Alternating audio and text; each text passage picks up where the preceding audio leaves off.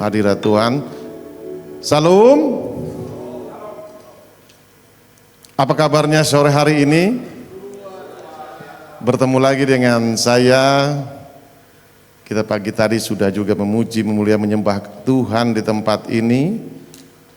Di malam hari ini kembali kita untuk mendengarkan kebenaran firman Tuhan. Di mana sore hari ini, menjelang malam hari ini di ibadah kedua ini, yang tadi pagi sudah ikut mendengar, juga sore hari ini saya tetap menyampaikan hal ini berulang-ulang kali seperti apa pujian yang kita nyanyikan tadi. Begitu juga dengan firman Tuhan, berulang-ulang kali juga kita harus mendengarkan kebenaran firman Tuhan itu. Jadi sore hari ini dengan tema kita, yaitu saya ngambil dari perikop Alkitab, yaitu 5 gadis bijaksana dan 5 gadis bodoh. Jadi di sini kita sama-sama mau mendengar, mau belajar bagaimana Tuhan mengajar murid-muridnya maupun pengikut-pengikutnya di suatu tempat, yaitu dengan subtema yang saya bawa, yaitu kesiapan menyambut Tuhan. Jadi di sini kalau kita lihat dari tema yang ada, 5 gadis bijaksana ini bicara dalam konteks menyiapkan diri untuk menyambut mempelai. Amin, saudara. Jadi di sore hari ini, saudara, kita juga rindu, juga mempersiapkan diri kita. Makanya kita selalu mempersiapkan diri kita, setiap hari kita mempersiapkan diri kita untuk menyambut sang mempelai itu, saudara.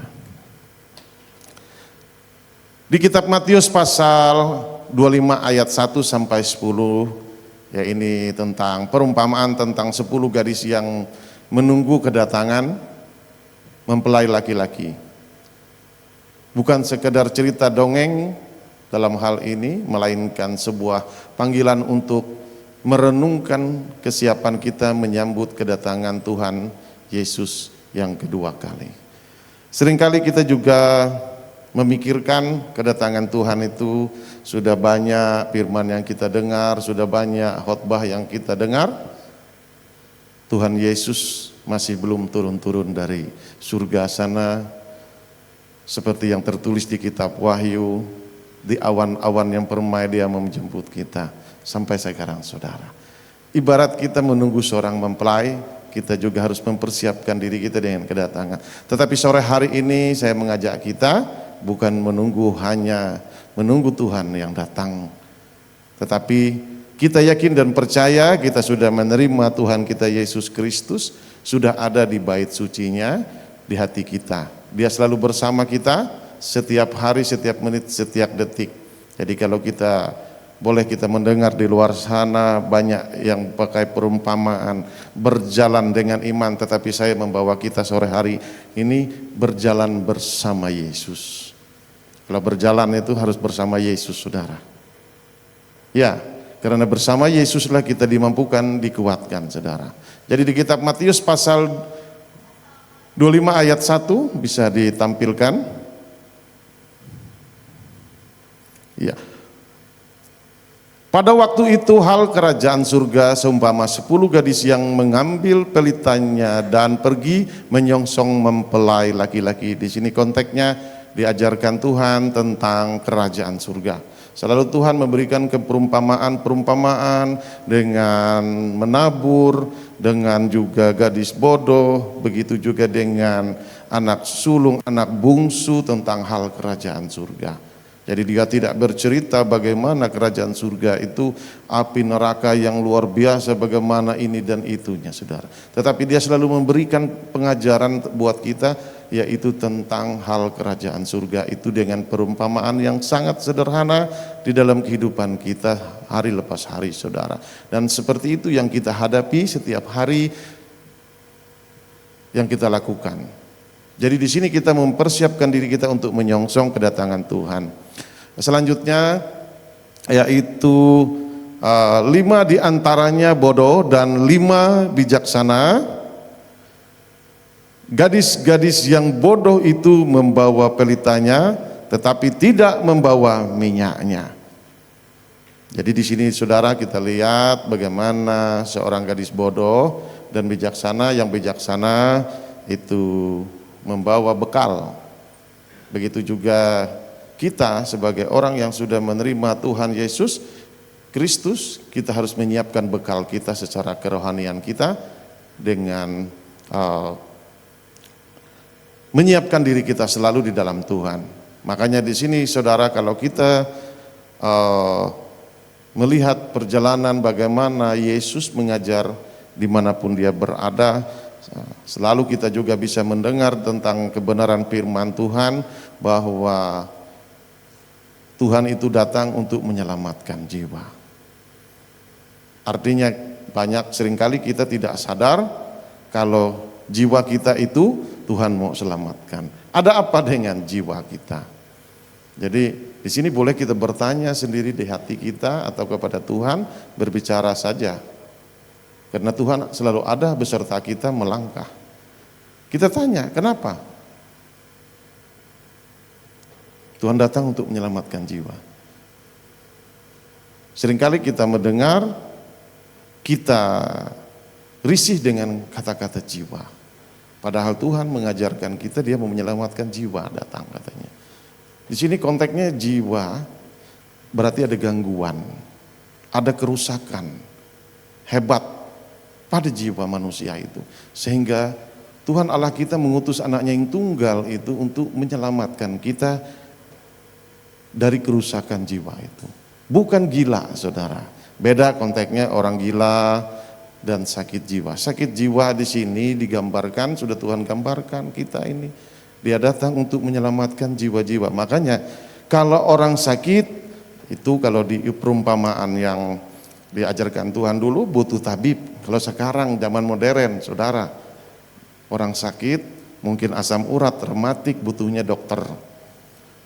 Nah, tetapi kalau jiwanya sakit, di mana saudara? Di persekutuan, di ibadah, di gereja, komsel. Disitulah tempat perbaikan jiwa saudara. Tidak ada lain tempatnya. Boleh dicari. Di luar sana boleh berbahasa mungkin konseling atau apapun. Dan itu pun saya ada bertemu dengan salah satu, saya pernah cek kejiwaan saya saudara. Pertama saya ini jangan-jangan gila saya.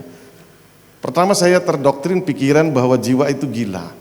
Tetapi saya baru sadar kalau di Alkitab itu Tuhan itu mengajarkan kita itu dia mau menyelamatkan jiwa. Tuayan banyak jiwa-jiwa yang diselamatkan katanya. Jiwa-jiwa yang bagaimana? Nah, saya datang ke sana saudara. Saya diuji, dites semua, dilihat, saya disuruh menggambar, disuruh menjawab pertanyaan-pertanyaan di situ sama ahli psikolog, ahli kejiwaan. Datangnya saya ke sana saudara. Saya juga harus mengecek, harus medical cek kejiwaan saya. Iya, secara manusia saya ngecek. Dia bertanya ke saya setelah selesai, Bapak melayani? Iya. Saya bilang iya. Lalu dia bercerita selama dia sampai dia sekolah dari S1, S2 kejiwaan, dia baru mendapat jawaban-jawaban itu di Alkitab kekristenan. Bagaimana mengatasi semua jiwa-jiwa yang agak sedikit error, konslet kalau bahasa komputer itu. Obatnya ada di Alkitab katanya. Makanya dia bilang, saya, Bapak melayani? Iya, saya bilang. Jadi dia tahu persis, dia banyak bercerita, saya sudah mempelajari Pak, lama Pak. Dengan akal pikiran, teknologi, ilmu yang diajarkan ke saya belum mendapat jawaban. Tetapi ketika saya menggali dalam Alkitab ini, saya harus tahu ternyata jawabannya banyak. Untuk memulihkan jiwa itu ada di Alkitab.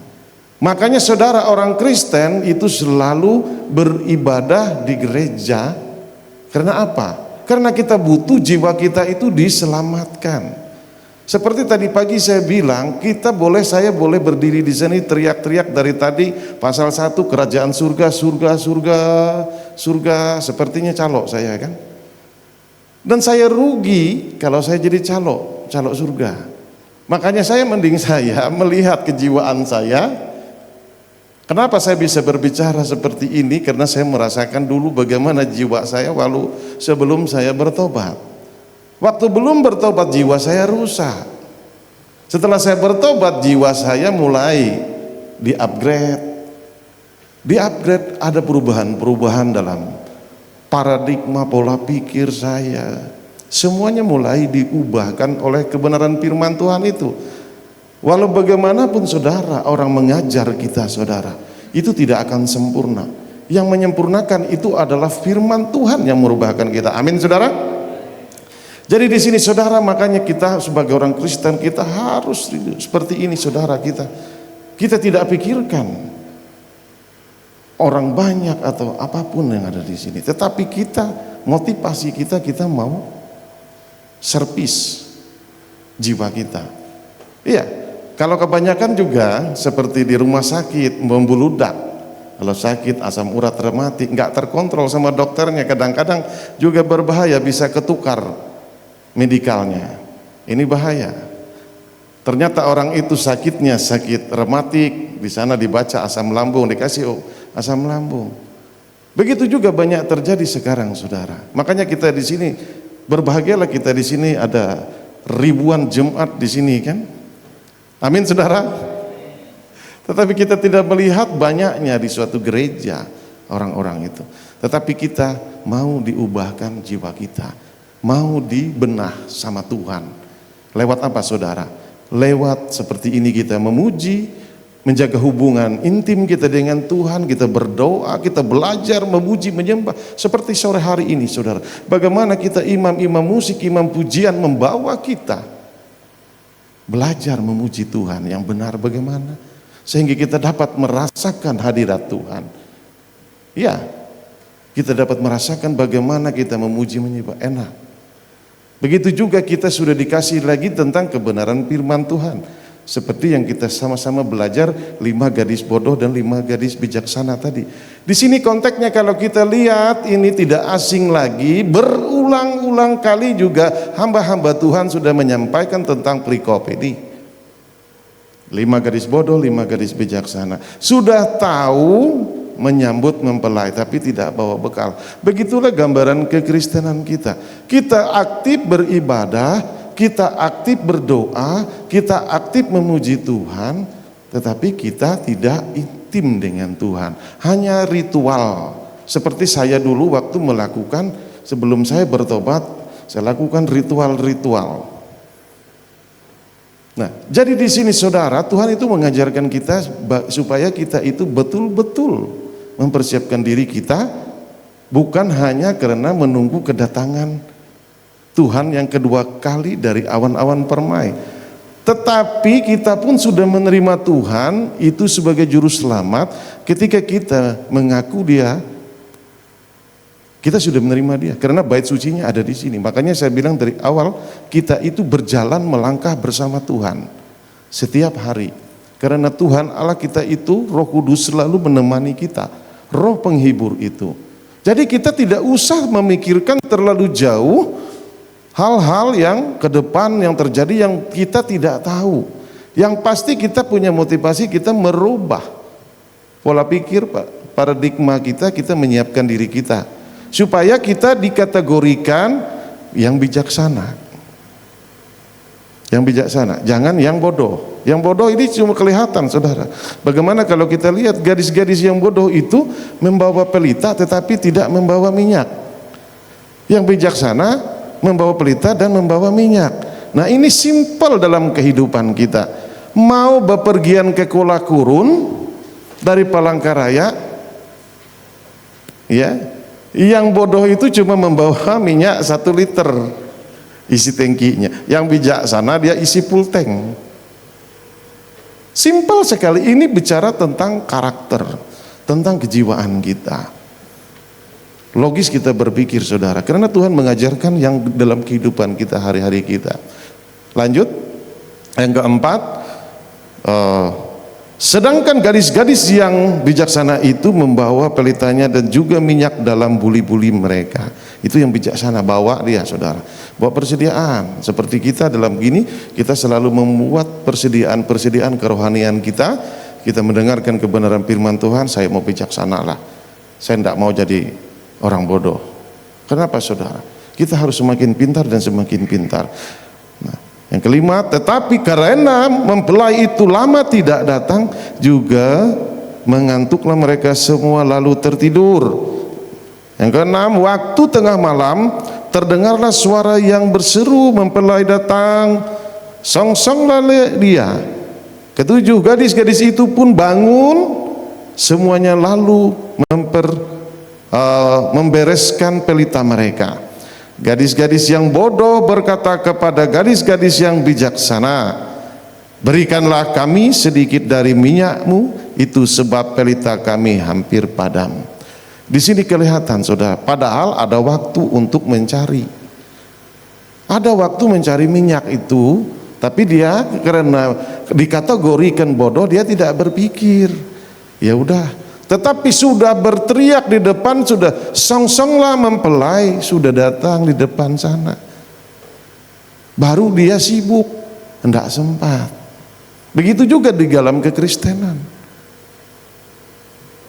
Tidak sempat lagi. Makanya saya bilang, saya pernah bercerita, bertiga duduk di studio sampai ngakak hampir sampai pagi.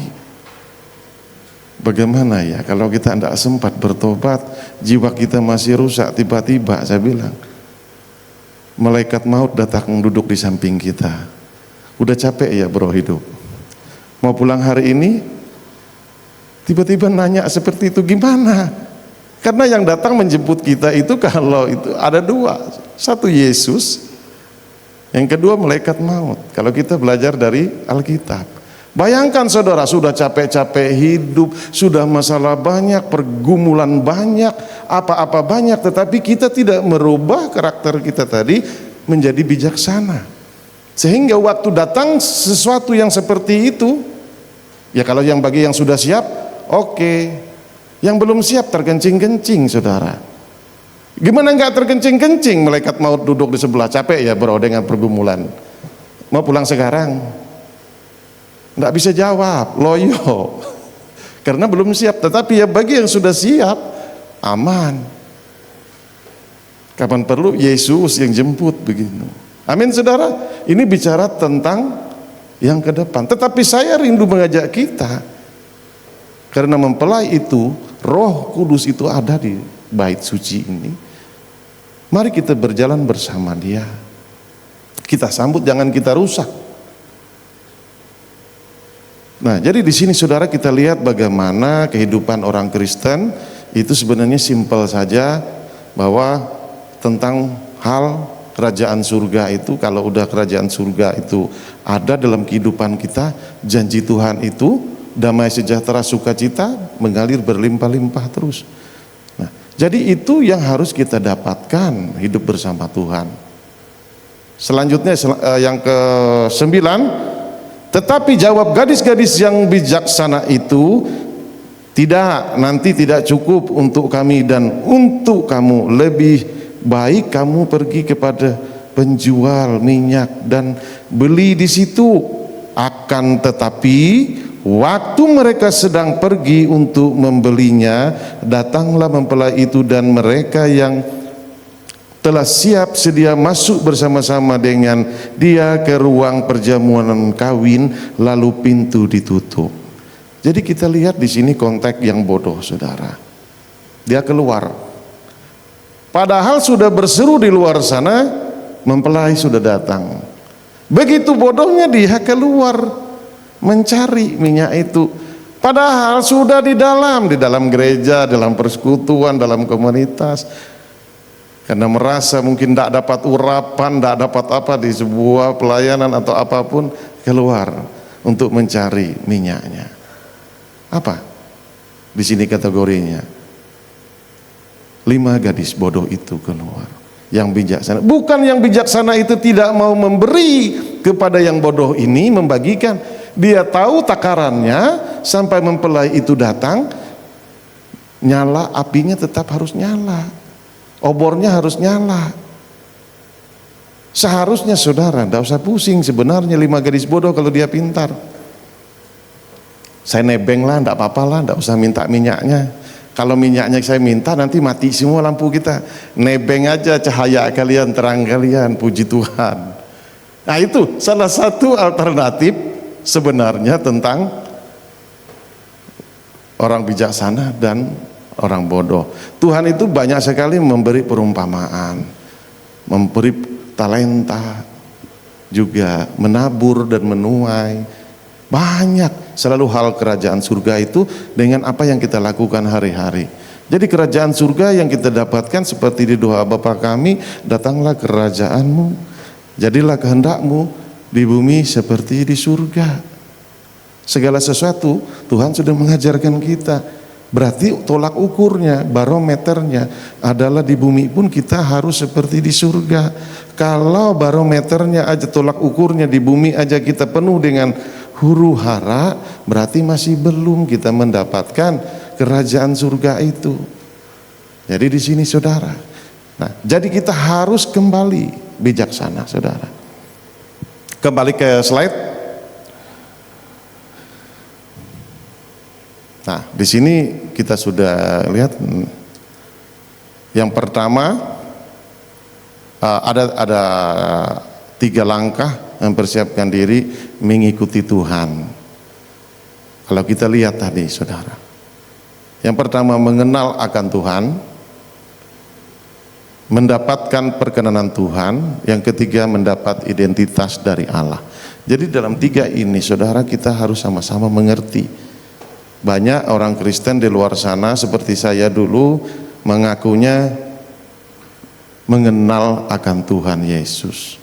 Hanya KTP saja yang tertulis.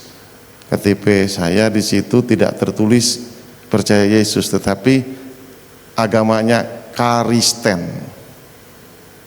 Nah, tertulis di situ. Secara warganegaraan penduduk, KTP saya Kristen. Iya.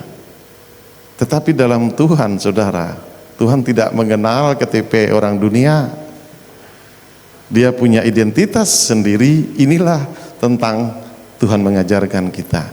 Bagaimana kita dalam mendapat identitas dari Allah itu, mendapat perkenanan Tuhan, terus juga mengenal akan Tuhan. Bagaimana caranya kita mau mengenal Tuhan, saudara? Seperti inilah kita belajar mencari Tuhan, beribadah, berdoa, memuji Tuhan, mendengarkan firman-firman Tuhan. Carilah dahulu kerajaan Allah, maka akan aku tambahkan. Seperti itu Tuhan bilang, supaya kita mengenal akan Tuhan. Di sini saya coba berbicara, saya kenal Prabowo, belum tentu Prabowo kenal saya. Ngaku-ngaku kamu kata Prabowo, ya Pak, saya lihat dari YouTube kenalnya. Beda kan? Kalau saya mengenal akan Prabowo, beda. Berarti saya ada hubungan yang intim, hubungan komunikasi saya dengan seseorang itu. Kalau saya sendiri hanya mengenal akan Tuhan lewat YouTube saja, belum. Jadi disinilah gambaran kita kekristenan. Makanya kalau kita lihat sudah tahu menyambut mempelai, tetapi kita tidak mempersiapkan diri. Makanya saudara, bagaimana kita akan mengenal? Lakukan hubungan yang intim dengan Tuhan, selalu berdoa, memuji, muliakan Tuhan, membaca firman Tuhan, merenungkan firman Tuhan, tanya jawab dengan Tuhan setiap hari, setiap pagi. Tidak apa-apa. Kalau di rumah kita mungkin bilang, Tuhan hari ini saya mau pakai baju apa? Bilang aja. Tuhan saya hari ini mau masak apa? Tidak apa-apa. Begitu juga yang mau melayani, Tuhan saya mau main di C atau di G nanti. Tidak apa-apa. Seperti itulah kita berjalan bersama Tuhan. Tapi jangan berbicara di luar, saudara, bisa dibilang orang gila. Kalau kita berbicara sendiri atau di pasar kita bilang seperti itu. Bagaimana kita harus hubungan intim dengan Tuhan?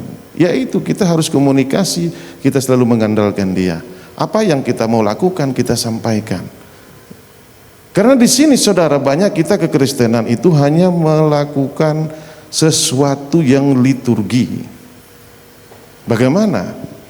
yang seperti itu. Tidak bisa intim dengan Tuhan. Tidak bakalan bisa, saudara. Hubungan saling mengenal. Begitu juga kalau kita dengan suami istri, kita juga mengenal, saling mengenal dan saling mengenal, dua arah sifatnya. Dan mendapat perkenanan dari Tuhan. Bagaimana kita bisa mendapatkan perkenanan dari Tuhan ini, saudara? Yang kedua, maaf, saya salah penunjuk. Iya. Nah, di sini kita boleh lihat, saudara, kenapa orang sudah ada pertanyaan, kenapa orang sudah lama percaya Yesus tapi tidak bisa membangun hubungan dengan Tuhan? Karena caranya dia menggunakan sesuatu liturgi, bukan dengan intim, dengan perasaan, dengan hati, dengan kehendak tuntunan kita mengandalkan Tuhan. Terus kenapa tidak semua orang Kristen merasakan hadirat Tuhan dalam dalam kehidupannya? Bagaimana dia mau merasakan hadirat Tuhan? Semuanya dia bilang kebetulan. Kalau ada mujizat kebetulan, kalau ada apa-apa kebetulan. Kalau orang sudah hidup dengan mengaku percaya dengan Tuhan, itu tidak ada lagi yang kebetulan. Nah, disitulah kita merasakan hadirat Tuhan dalam kehidupan kita. Ketika ada pertolongan, bukan hanya pertolongan, banyak. Ya, saya juga sering mendengar, dan saya juga bukan mendengar saja, saya merasakan. Kadang-kadang saya sama istri bicara.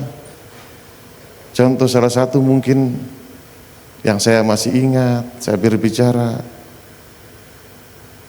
Satu lagi yang belum kita makan, kita di Pontianak ini. Tiba-tibanya malamnya, saudara, datang orang mengajak kami mau makan. Dan persis apa yang kami bicarakan tadi. Bapak bisa makan ikan? Bisa. Mau makan ini, Pak? Boleh, itu yang saya tunggu. Itulah yang bersama dengan merasa hadirat Tuhan. Bagaimana Tuhan itu hadir dalam hidup kita. Seringkali kita menjadi orang Kristen kebetulan saja, lagi hoki saja. Disinilah hubungan kita dengan Tuhan itu harus kita robah. Jadi jangan kita berpikir semua kebetulan karena hebatnya kita. Tidak, disitulah kita akan mengalami bagaimana dengan Tuhan. Banyak, saudara, dalam kesaksian-kesaksian, bukan rasanya hampir tiap hari. Kadang-kadang saya berjalan, tiap hari saya minta tuntunan Tuhan. Doa pagi, Tuhan hari ini tuntun kedua kaki anakmu ini dalam pelayanan, dalam bisnis, dalam usaha, pekerjaan, Tuhan. Ya udah, bicara aja. Saya tuh banyak mengalami hal-hal yang saya pikir kalau dulu aneh, tapi nyata.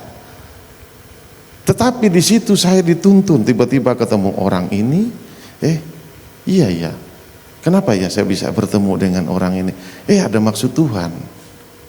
Nah, jadi di sini kita harus bisa membedakan bagaimana kita hidup bersama Tuhan. Jadi kita menjadi orang Kristen itu harus tahu bagaimana hadirat Tuhan selalu ada dalam hidup kita.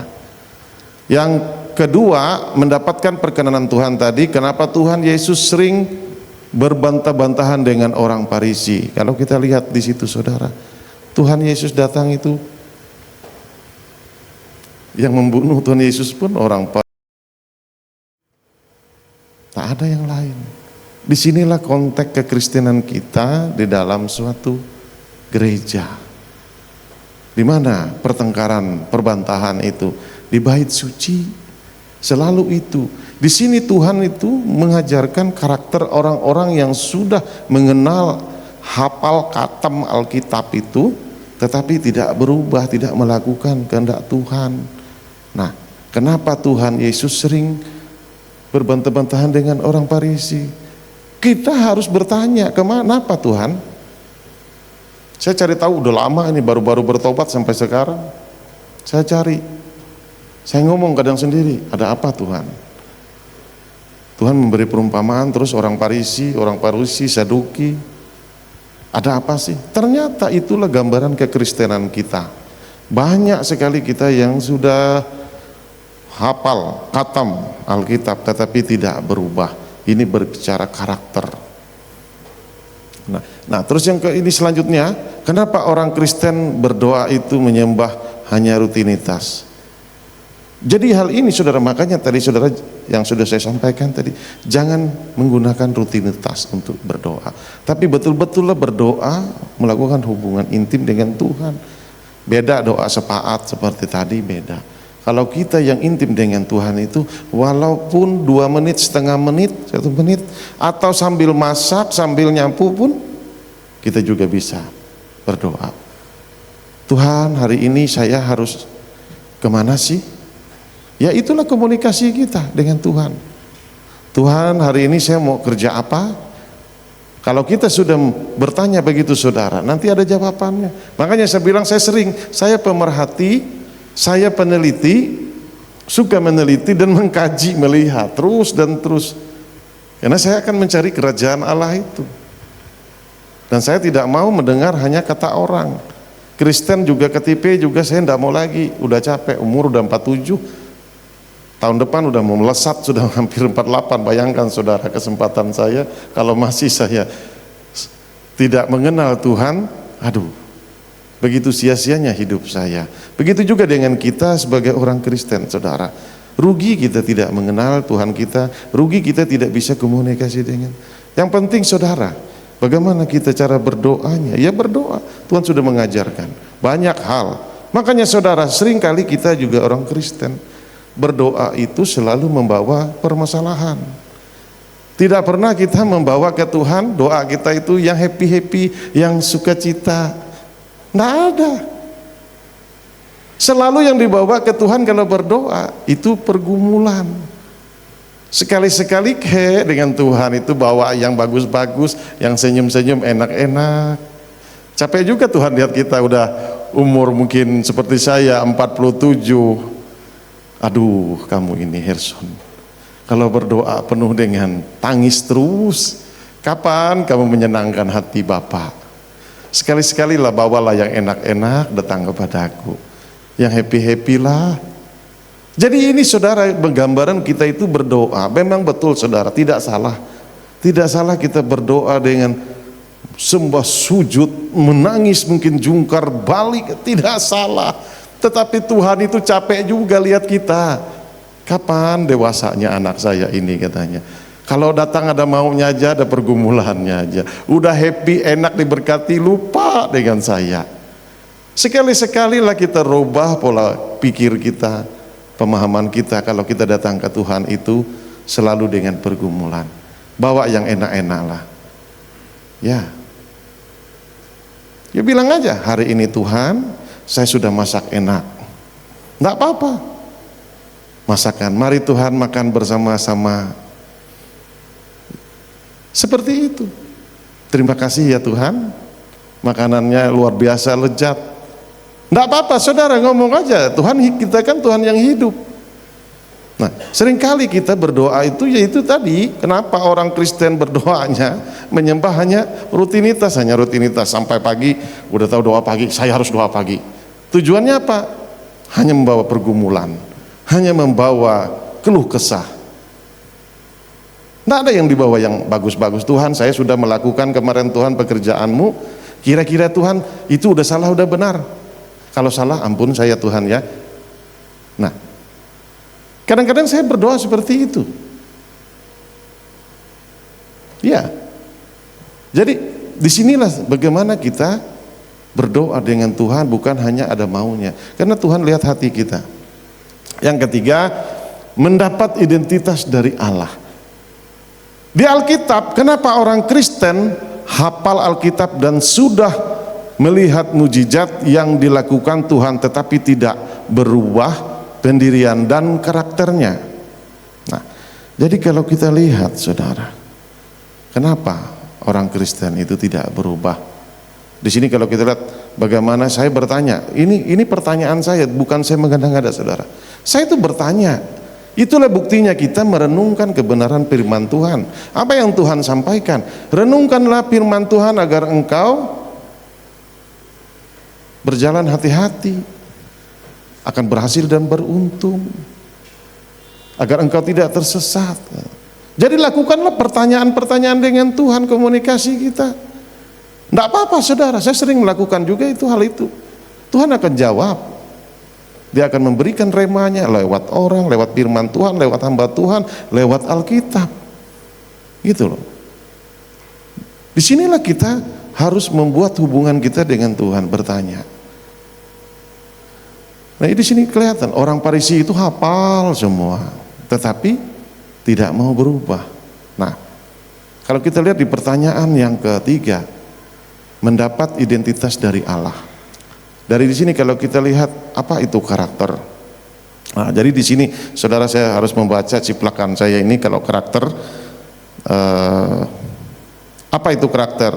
Karakter itu sifat kejiwaan, akhlak dan budi pekerti yang membedakan seseorang dari yang lain. Karakter juga bisa diartikan sebagai tabiat, kepribadian atau watak. Nah, jadi di sini Tuhan itu mengajarkan kita agar tabiat, watak apapun kita itu dengan hidup kita dalam dunia dulu diubahkan semuanya, hidup dalam Tuhan. Amin saudara. Nah, jadi di sini kita harus tahu kenapa kalau kita tidak berubah. Kalau saya dulu saudara, makanya pagi tadi saya berbicara, kalau saya tidak berubah rugi saya. Makanya saya itu kadang-kadang juga bagaimana saya juga harus berubah mengasihi Tuhan.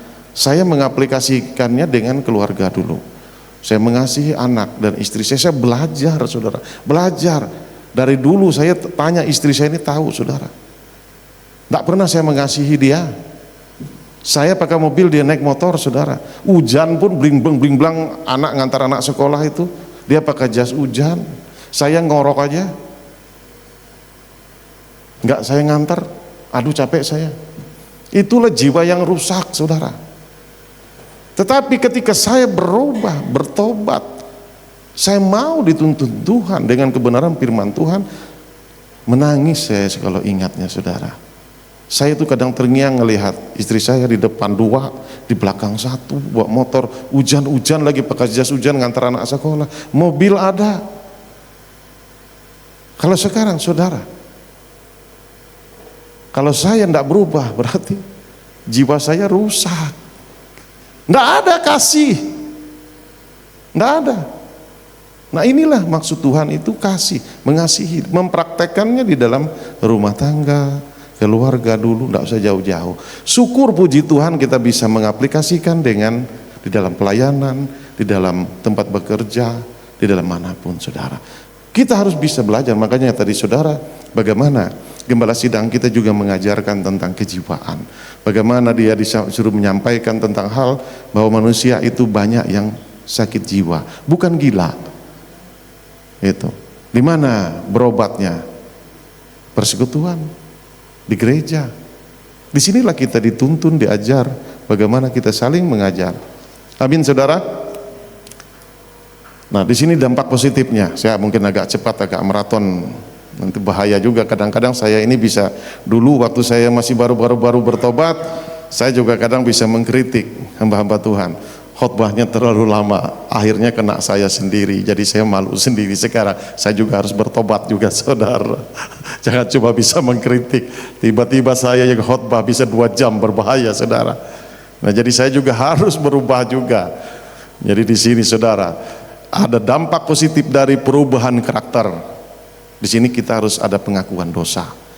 Bagaimana kita mengaku hubungan intim, sudah dapat intim semua, kita akui dosa kita, dosa sombong, apalah sebutin semua. Nah yang congkak apa aja sebut di dalam doa kita. Kita akui terhadap Tuhan. Tidak apa-apa, Tuhan juga pengampun. Nah itu, ada pertobatan. Setelah kita minta ampun ke Tuhan, kita bertobat dari hal-hal yang sudah sebelumnya kita lakukan, jangan kita lakukan ulang. Terus ada perubahan, ada harus berbuah dan berbuah matang. Di sini kita bisa lihat medical check, kita lihat buah kita dalam perjalanan kerohanian kita, apakah jiwa kita sudah benar, sudah diservis, sudah matang, sudah baik dari buahnya. Bagaimana buah itu? Boleh lihat 9 buah roh. Itu tidak gampang saudara. Tidak gampang untuk mengejar itu. Terus juga kisah pertobatan di Alkitab, saudara, kita bisa belajar mengambil, juga melihat bagaimana Saulus dan yang lainnya dari orang rusak, pembunuh, bajingan lah namanya apa, dia bertobat, dia diubahkan jiwanya, karakternya dirubah. Yang merubah hanya firman Tuhan. Nah, saya bilang tadi, yang bisa merubah jiwa itu, psikolog juga angkat tangan, dia bilang hanya di firman Tuhan saya mendapatkan jawaban pertanyaan studi kasus saya tadi. Firman Tuhan itu yang mengubah kehidupan kita. Jadi di sini saudara, bagaimana kita harus intim. Nah, terus mendapat perkenanan Tuhan. Nah, mendapat untuk perkenanan Tuhan ini juga tidak gampang, saudara. Kita harus melakukan semua kehendak Tuhan, kehendak Bapa. Apa yang kita renungkan hari ini? Hari ini kita harus merubah karakter kita, sifat kita yang dulunya mungkin kita sering mengabaikan keluarga, kita cuek, kita tidak mau menolong, ataupun kita apalah namanya, sehingga itu merusak jiwa kita. Kita berubah, bertobat, saudara. Jadi supaya kita mendapat perkenanan Tuhan, mendapat identitas dari Tuhan. Nah, jadi mendapat identitas, saudara. Jadi identitas ikut Tuhan itu, saudara, berbicara karakter. Maka kita diajarkan oleh Tuhan itu, karena identitas orang Kristen itu karakter mengikuti Yesus. Kalau kita tidak bisa tidak mendapatkan identitas bahwa kita adalah pengikut Yesus, sia-sia kita selama ini mencari Tuhan terus. Kita tidak akan mendapatkan janji-janji Tuhan, banyak sekali janji-janji Tuhan, pemulihan maupun kesehatan, sukacita, damai yang berkelimpahan, banyak janji-janji Tuhan. Terus dia memutuskan segala kutuk keturunan, kutuk dosa, apapun banyak. Nah, kalau kita sudah mendapatkan identitas dari Tuhan, Tuhan itu mengenal kita dari identitas karakter kita nanti. Karakter kita. Kalau karakter kita masih karakter dunia, ya udah. Seperti wanita bodoh tadi, tetap aja di situ. Orang sudah pesta di dalam, pintunya ditutup, dia di luar.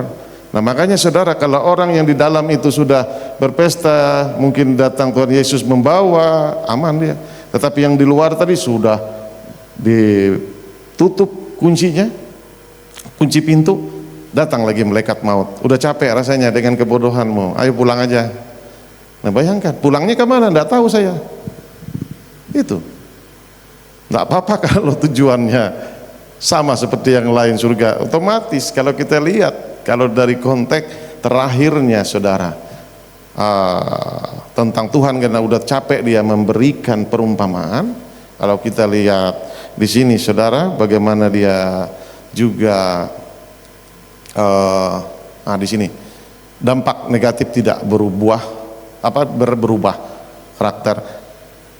Hidup sedikit-sedikit nyaris ini banyak, entah nyaris tidak makan, nyaris masalahnya apalah, nyaris kecelakaan lah, nyaris apa banyak. Di luar ini, saudara, saya kemarin keluarga saya nyaris di depan, di situ tidak jauh masuk parit, nyaris karena mereka hidup dalam dunia, bukan dalam Tuhan.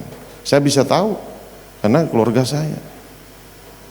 Untung ada orang lewat, sekarang masih belum pulih, masih koma di UGD, udah 2 hari ini. Nyaris macam-macam.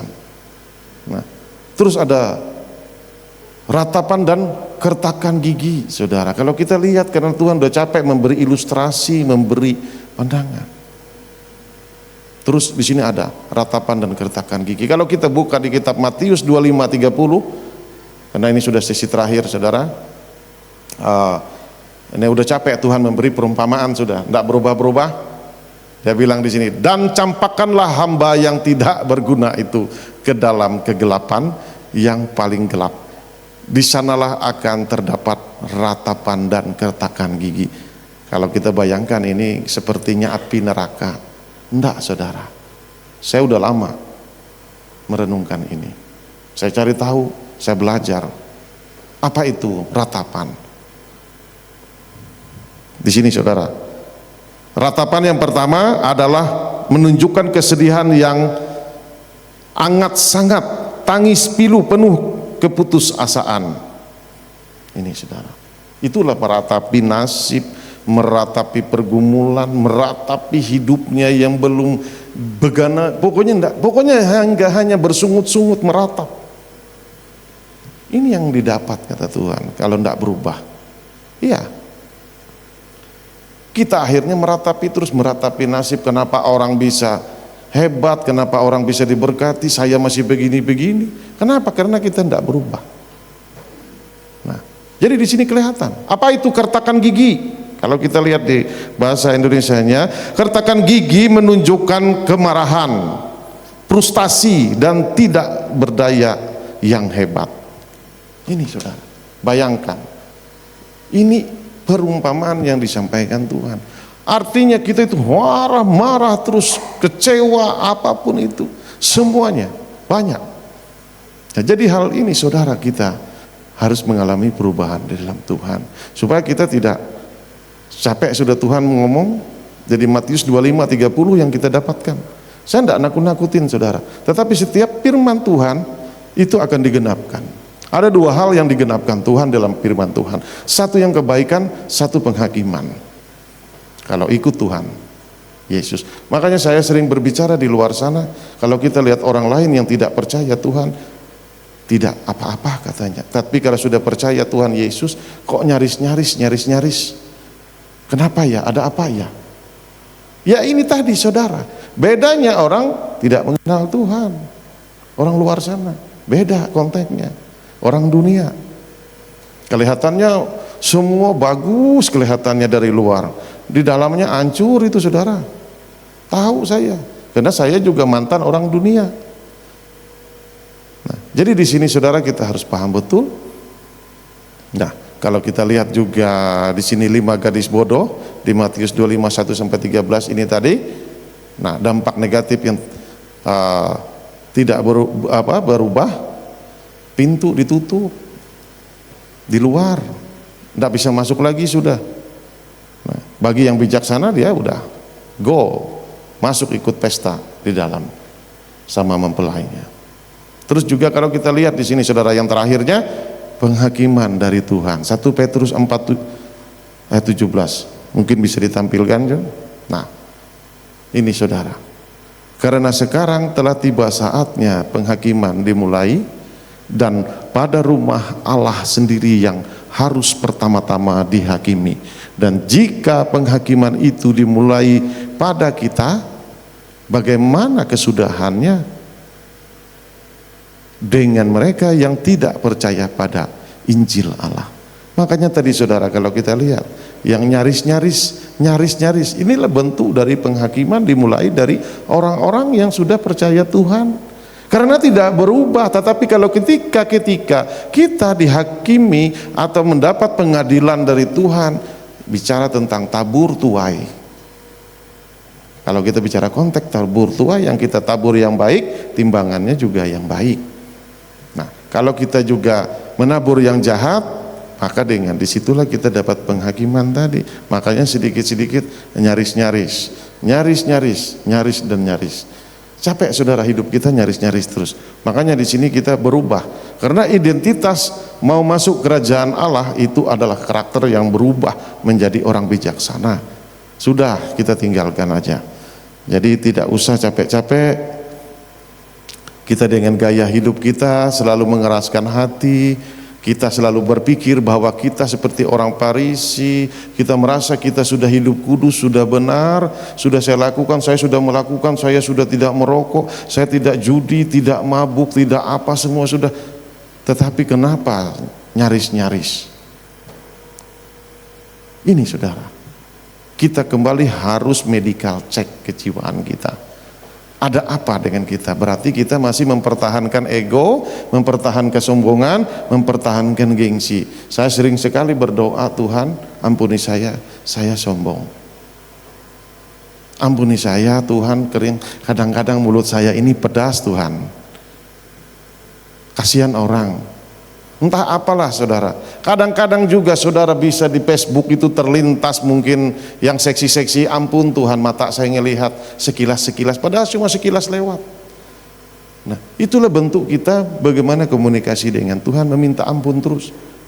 Kenapa saudara? Semuanya kalau dalam spek Tuhan itu banyak sekali yang harus kita lakukan.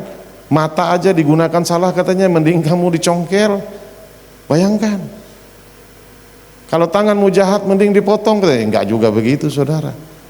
Minta ampun, bertobat dari Tuhan, enggak harus dipotong. Itu. Yang terakhir kesimpulan, bisa kembali ke slide.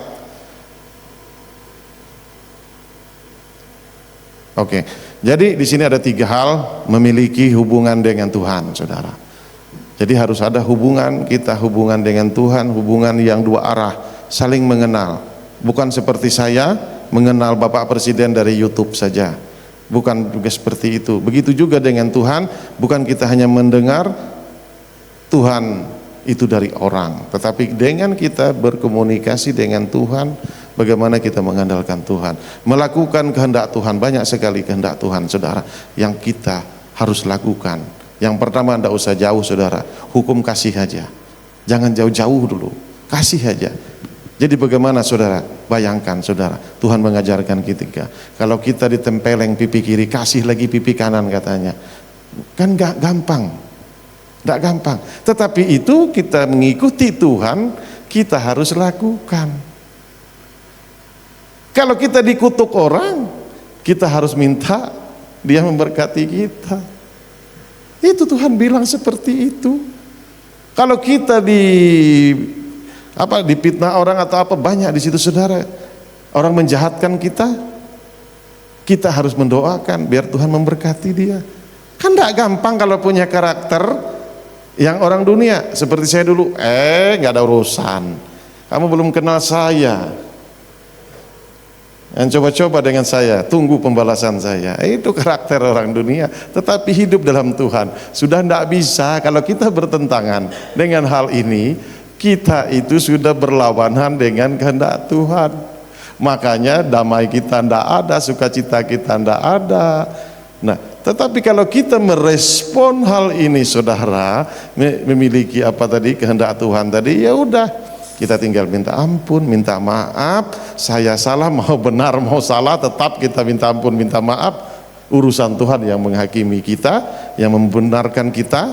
Yang penting kita udah plong kita datang minta maaf, minta ampun. Entah kita benar menurut kita, nah kita harus berubah kembali. Karena kalau kita tidak melakukan itu, kita menanam sesuatu yang di sini kita amarah, menanam apa, tidak habis-habis, saudara, capek. Mending dilepaskan aja. Toh yang untung juga kita. Kenapa kalau kita bisa lakukan itu? Janji Tuhan itu akan mengalir dalam kehidupan kita. Jadi di sini saudara, memiliki identitas dari Tuhan. Identitas dari Tuhan tadi adalah karakter. Tuhan mengenal identitas kita adalah karakter Yesus. Jadi dia seleksi semua orang-orang yang sudah mengikuti dia, itu harus ada karakter Yesus. Kasih. Tidak usah jauh-jauh dulu. Praktek kasih aja dalam keluarga. Tidak usah jauh-jauh dalam persekutuan, di dalam kerohanian, dalam kantor atau apa. Skop-skop kecil dulu saudara. Terima kasih. Tuhan Yesus memberkati.